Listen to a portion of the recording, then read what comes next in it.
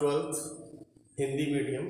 आज आपकी online class subject physics में जो चल रहा है आपका चैप्टर फोर्थ चैप्टर आपको मालूम है, और लास्ट टर्म में हम चुंबकीय क्षेत्र की तीव्रता का परिकलन किए थे। वो कंडीशन था किसी धारावाही वृत्तीय कुंडली के केंद्र पर उत्पन्न चुंबकीय क्षेत्र की तीव्रता। आज जो है हमारा टॉपिक नेक्स्ट धारावाही वृत्तीय कुंडली की अक्ष पर। पिछले बार हम केंद्र पर उत्पन्न चुंबकीय क्षेत्र की तीव्रता की गणना किए थे। आज हमको जो गणना करना है चुंबकीय क्षेत्र की तीव्रता का परिकलन करना है वो है कि कुंडली की अक्ष पर उत्पन्न चुंबकीय क्षेत्र की तीव्रता का परिकलन करना है। तो धारावाही वृत्तीय कुंडली की अक्ष पर किसी बिंदु पर चुंबकीय क्षेत्र की तीव्रता की गणना करना। ये एक धारावाही वृत्तीय कुंडली है जिसमें प्रवाहित होने वाली धारा आई विद्युत धारा प्रवाहित हो रही है। इस अक्ष O से हम x दूरी पर स्थित कोई बिंदु P है जहां पर उत्पन्न चुंबकीय क्षेत्र की तीव्रता हम ज्ञात करना चाह रहे हैं। तो इसके लिए हम पूरी कुंडली जो ये धारावाही वृत्तीय कुंडली है इस पूरी कुंडली को कई छोटे छोटे अल्पखंडों से मिलकर बना हुआ माना जा सकता है। ठीक है, इसके लिए हम मानते हैं कि एक अल्पखंड ए बी है, ठीक है, ऊपर की ओर, दूसरी तरफ एक और अल्पखंड ए डैश बी डैश है। हम दो अल्पखंड लेते हैं, एक ऊपर की ओर और एक नीचे की ओर। ठीक है, तो एक अल्पखंड ए बी है जिसकी लंबाई dl है और इसकी भी लंबाई dl है, ए डैश बी डैश अल्पखंड है। इन अल्पखंडों के कारण, दोनों अल्पखंडों के कारण बिंदु P पर उत्पन्न चुंबकीय क्षेत्र की तीव्रता की गणना करनी है आज हमको। तो इसके लिए हम ये देखते हैं कि अल्पांश AB से y दूरी पर स्थित, ये जो दूरी है वो y है, y दूरी पर स्थित कोई बिंदु P है जहां पर हमको उत्पन्न चुंबकीय क्षेत्र की तीव्रता ज्ञात करना है। ठीक इसी तरह से जो a डैश b डैश अल्पखंड है इसके कारण भी उत्पन्न चुंबकीय क्षेत्र की तीव्रता का परिकलन करना है। तो हम ये देख लिए कि कुंडली की त्रिज्या स्मॉल r है, प्रवाहित धारा क्या है I है कुंडली में। तो इसके लिए यहाँ पर अक्ष से दूरी इसकी x है। तो जो AB अल्पखंड है इसके कारण उत्पन्न चुंबकीय क्षेत्र की तीव्रता dB है और a डैश b डैश अल्पखंड के कारण उत्पन्न चुंबकीय क्षेत्र की तीव्रता ये dB है। अब हम देख रहे हैं कि ये उत्पन्न चुंबकीय क्षेत्र की तीव्रता dB जो a डैश b डैश अल्पखंड के कारण है और AB जो है dB जो उत्पन्न चुंबकीय क्षेत्र की तीव्रता है वो AB अल्पखंड के कारण है। तो इस एक तल में हुआ, XY प्लेन में हुआ, ठीक है, ये भी XY प्लेन में हुआ। तो इनको दो लंबवत घटकों में वियोजित करने पर, ठीक है, तो ये जो है इसके साथ ये थीटा कोण बना रहा है, ये भी थीटा कोण बना रहा है। दिखने में तो ये ऊर्ध्वाधर दिख रहा है लेकिन वास्तव में ये dB का क्षैतिज घटक कहलाएगा और ये ऊर्ध्वाधर घटक कहलाएगा। ठीक है, इसी तरह से इस dB का जो है ये ऊर्ध्वाधर घटक dB sin थीटा कहलाएगा और dB cos थीटा इस चुंबकीय क्षेत्र की तीव्रता का जो dB cos थीटा है वो क्षैतिज घटक कहलाएगा। अब हम ये देख रहे हैं कि जो दोनों अल्पांश AB और A डैश B डैश है उन दोनों के जो कारण उत्पन्न चुंबकीय क्षेत्र की तीव्रताओं का जो ऊर्ध्वाधर घटक है दोनों की दिशा एक है, अर्थात ये दोनों एक दिशा होने के कारण जुड़ जाएंगे। लेकिन जो dB है ये दोनों के कारण जो उत्पन्न चुंबकीय क्षेत्र की तीव्रता है वो ऊपर की ओर और नीचे की ओर जो दो घटक हैं dB cos थीटा और dB cos थीटा ये दोनों की दिशाएं विपरीत होने के कारण और परिमाण में बराबर होने के कारण ये दोनों एक दूसरे को निरस्त कर देते हैं। ठीक है, कैंसिल कर देंगे, जिसके कारण बिंदु P पर उत्पन्न चुंबकीय क्षेत्र की तीव्रता जो परिणामी चुंबकीय क्षेत्र की तीव्रता है उसमें उनका कोई योगदान नहीं होगा। जो बिंदु P पर उत्पन्न चुंबकीय क्षेत्र की तीव्रता होगी बिंदु P पर, ठीक है, वो केवल दोनों अल्पांशों AB और A डैश B डैश के कारण उत्पन्न चुंबकीय क्षेत्र की तीव्रता होगी। उन्हीं के ये दोनों समानांतर दिशा में जो घटक है, अक्ष के समानांतर दिशा में जो घटक dv sin थीटा है, dv sin थीटा है, इन्हीं के दोनों घटकों के योग के बराबर बिंदु P पर परिणामी चुंबकीय क्षेत्र की तीव्रता होगी। तो इसके लिए अब हमको ये ध्यान देना है कि बायो-सेवर्ट के नियम से आप जानते हैं कि किसी बिंदु पर उत्पन्न चुंबकीय क्षेत्र की तीव्रता, जो आप बायो-सेवर्ट का नियम पढ़े हैं, कोई अल्पखंड dl है जिससे r दूरी पर स्थित कोई बिंदु P है और अल्पांश को मिलाने वाली रेखा के बीच का कोण थीटा है, ठीक है। तो बायो-सेवर्ट के नियम से किसी बिंदु पर चुंबकीय क्षेत्र की तीव्रता का परिकलन पहले बताया जा चुका है, जिसका व्यंजक है dv = μ0/4 pi I dl sin θ/r²। ये बायो-सेवर्ट का नियम है। तो इस नियम के अनुसार हम यहाँ अप्लाइड करेंगे तो धारा की दिशा में तथा अल्पांश को, अब यहाँ थीटा का मान क्या है, धारा की दिशा तथा अल्पांश को बिंदु P से मिलाने वाली रेखा के बीच का कोण है थीटा, और यहाँ जो है थीटा 90 डिग्री है। तो dv = μ0/4 pi I dl sin 90/y²। अब यहाँ y² दूरी लेंगे क्योंकि अल्पांश से दूरी चित्र में y है, r नहीं है। r तो सूत्र में है, लेकिन हमारा यहाँ जो दूरी है अल्पांश से y है, तो y² लेंगे और sin 90 की वैल्यू 1। तो नेक्स्ट मिला dv = μ0/4 पाई I dl/y²। ये समीकरण नंबर 1 है, एक जनरल। अब हम ये देखते हैं कि अल्पांश AB तथा a' b' के कारण उत्पन्न चुंबकीय क्षेत्र की तीव्रता dv को दो लंबवत घटकों में वियोजित किए हम, और ये वियोजन के बाद मैं आपको भी समझाया कि किस तरह से आपको उत्पन्न चुंबकीय क्षेत्र की तीव्रता मिलती है।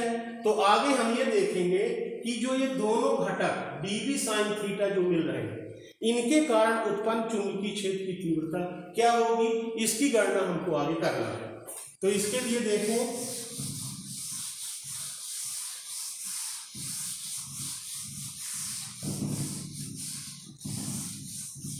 तो यहाँ पर जो उत्पन्न चुंबकीय क्षेत्र की तीव्रता जो B = होगा वो सिग्मा dv sin थीटा, जो हमको सिग्मा यहाँ इसलिए लगा दिए हैं कि योग, दोनों घटकों का योग, यहाँ चाहे 2 लिख दीजिए चाहे समेशन लिख दीजिए, सिग्मा dv sin थीटा जो बिंदु P पर उत्पन्न चुंबकीय क्षेत्र की तीव्रता होगी वो कुल होगी B = summation sigma dv sin theta.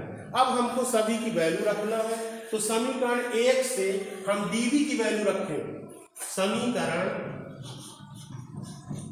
1 से dv का मान रखने पर, तो dv का मान रखेंगे तो B = dv sin theta, dv की वैल्यू है μ0/4 पाई I dl/y² sin थीटा। तो V = μ0/4 पाई I dl/y² और sin थीटा। अब आपको ध्यान देना है, कुछ वैल्यू हम निकालेंगे, sin थीटा की वैल्यू निकालेंगे, y की वैल्यू निकालेंगे, dl की वैल्यू निकालेंगे चित्र की सहायता से, और इसमें वैल्यू पुट कर देंगे तो आगे की गणना हमें चुंबकीय क्षेत्र की तीव्रता मिल जाएगी। तो इसके लिए हम क्या करते हैं, त्रिभुज, समकोण त्रिभुज एक बन रहा है, कौन सा, AB। तो एक समकोण त्रिभुज बन रहा है OAP। तो समकोण त्रिभुज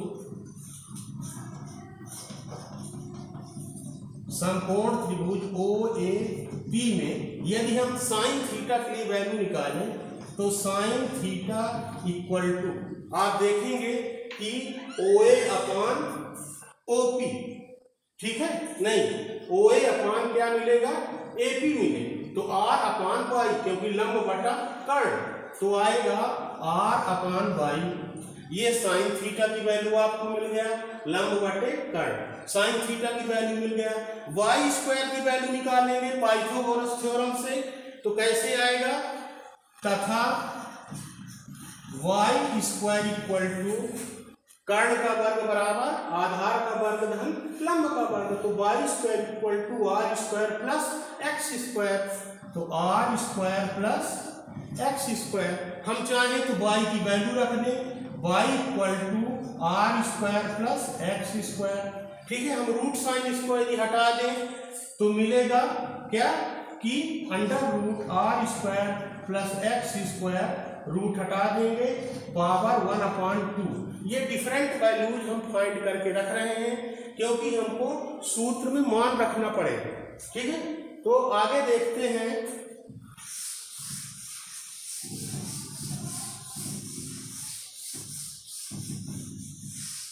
नेक्स्ट, सभी की वैल्यू फाइंड किए और सभी की वैल्यू फाइंड करके हम वैल्यू रख देंगे। ठीक है, इसमें यहाँ पर इसको चाहे तो हम इक्वेशन नंबर 2 दे सकते हैं कि समीकरण 2 में सभी की वैल्यू रखेंगे, तो b इक्वल टू μ0/4 पाई आई। ठीक है, अब dl एक तरह का वेरिएबल है, यहाँ कई हम मान रहे हैं, कई छोटे छोटे अल्पखंडों से मिलकर बना हुआ मान रहे हैं। हम तो गणना में 2 लिए हैं, लेकिन कई छोटे छोटे अल्पखंड हो सकते हैं, तो आई साइन थीटा की वैल्यू लिख देंगे r/y, और dl की वैल्यू सिग्मा dl, और y स्क्वायर है ना, तो y स्क्वायर की वैल्यू यहाँ पर रखेंगे हम। अभी y स्क्वायर ही रखते हैं क्योंकि एक y ऊपर से आ रहा है, तो लास्ट में हमारा जो y क्यूब हो जाएगा, तो v equal to μ0/4 pi i r sigma dl और y स्क्वायर, और एक y ये है ही है, तो दे दिया ये वैल्यू आई r सिग्मा dl/y क्यूब आ गया। अब आप आगे हल करेंगे b इक्वल टू, अब यहाँ सिग्मा dl क्या है, ध्यान दें सिग्मा dl जो है, ये जो कई छोटे छोटे अल्पखंड हैं, तो सभी अल्पखंडों को हम मिलाते हैं तो वृत्त की एक बनती है परिधि। ठीक है, वृत्त की परिधि होती है 2 पाई r, तो 2 पाई r वृत्त की परिधि है, मतलब कुंडली के एक फेरों की जो कुल लंबाई है वो 2 पाई r होगी। पर यदि कुंडली में फेरों की संख्या n है तो है ना, तो क्या है 2 पाई r n। आपको बताना है जहां r कुंडली में फेरों की संख्या और 2 पाई r वृत्त की परिधि है, तो वैल्यू रख देंगे, तो b इक्वल टू मिलेगा आई r इंटू 2 पाई r n upon y cubed की वैल्यू कैसे मिलेगा, ध्यान देंगे वाई क्यूब्ड की वैल्यू पहले हम वाई स्क्वायर की वैल्यू रख देंगे, r square plus x square y square, और वाई की वैल्यू रख देंगे r square plus x square की पावर हाफ, क्योंकि यहाँ पर हम वाई की वैल्यू निकाल के रखे हैं ना, root r square plus x square होगा, तो आ जाएगा वाई इक्वल टू ए, और इसको सॉल्व करेंगे तो B equal to 2 pi r square n, 2 pi 2 I 2, इसको चाहो तो ऐसे लिख सकते हो क्रम से 2 pi i r square n, ठीक है, upon r square plus x square की पावर 3y, ठीक है, 2 pi r square n, 2 pi i r square n upon r square plus x square की पावर 3/2। ये कुंडली के अक्ष पर उत्पन्न चुंबकीय क्षेत्र की तीव्रता की गणना है, ठीक है। तो ये उत्पन्न चुंबकीय क्षेत्र की तीव्रता की गणना हम कैसे करेंगे, इस तरह से आपको उत्पन्न चुंबकीय क्षेत्र की तीव्रता की गणना हम बहुत ढंग से कर सकते हैं, कई अल्पखंडों से मिलकर बना हुआ माना जा सकता है, और इस तरह से किसी केंद्र पर यदि हम यहाँ x बराबर 0 रख दें, ध्यान दीजिए एक कंडीशन कि x बराबर 0 हो जाए, ये दूरी 0 हो जाए, तो कुंडली के केंद्र पर उत्पन्न चुंबकीय क्षेत्र की तीव्रता हमको प्राप्त हो जाएगी, ठीक है। जिस तरह से हम उत्पन्न चुंबकीय क्षेत्र की तीव्रता धारावाही वृत्ति कुंडली के केंद्र पर निकाले थे गणना में, वही सूत्र हमको मिल जाएगा B = μ0/4π2πNI/r। ठीक है, यदि x बराबर 0 हो जाए, लेकिन ये टॉपिक अलग है। तो आज आप पढ़े कि धारावाही वृत्ति कुंडली के अक्ष पर उत्पन्न चुंबकीय क्षेत्र की तीव्रता का परिकलन आप किए, और इसको कॉपी कंप्लीट करेंगे, देखेंगे, और जो कोई प्रॉब्लम है तो आप हमको बताएंगे।